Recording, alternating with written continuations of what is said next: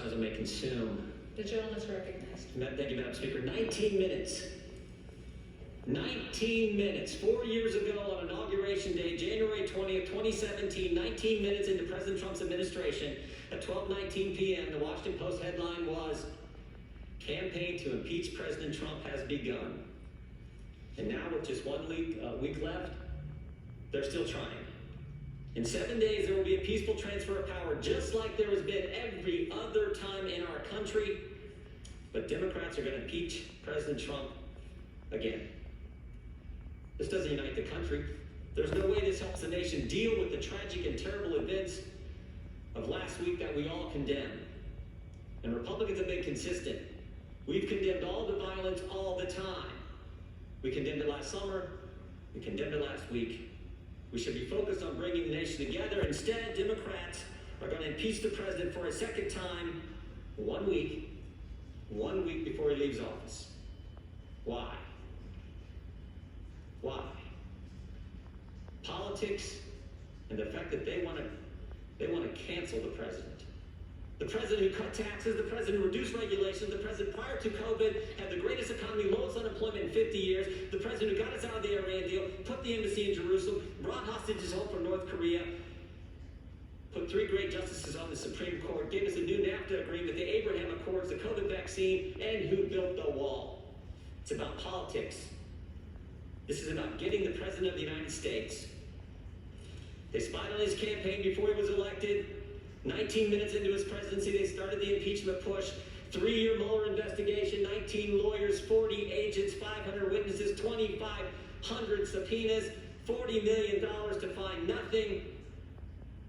Impeachment round 1 based on an anonymous whistleblower with no first-hand knowledge who was biased against the president and who worked for Joe Biden. And now it's impeachment round 2. It's always been about getting the president no matter what. It's an obsession that is now broadened. It's not just about impeachment anymore, it's about canceling, as I've said. Canceling the president and anyone that disagrees with them. The Ayatollah can tweet, the president can't. Democrats can object on January 6, 2017, but Republicans aren't allowed to object on January 6, 2021. Democrats say Antifa is a myth, Republicans condemn all violence all the time. The double standard has to stop. And frankly, the attack on the First Amendment has to stop.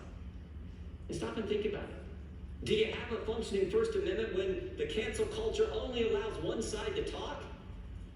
When you can't even have a debate in this country, this great country, the greatest country ever? It needs to stop, because if it continues, it won't just be Republicans who get canceled. It won't just be the President of the United States. The cancel culture will come for us all. America's a great country, the greatest country ever. It seems to me that we need to think about how great the people of this nation really are. Think about what we've accomplished in the past and begin to come together as leaders who represent so many great folks across our districts. Think about this. Think about this. In 1903, in Kitty Hawk, North Carolina, 2 guys fly this thing they called a plane 100 feet. Barely got off the ground. Barely got off the ground. Amazing thing. 44 years later, Chuck Yeager breaks the sound barrier. In 44 years, we go from 2 guys flying a contraption they call a plane a few hundred feet to Chuck Yeager breaking the sound barrier. And 22 years after that, another American steps on the moon.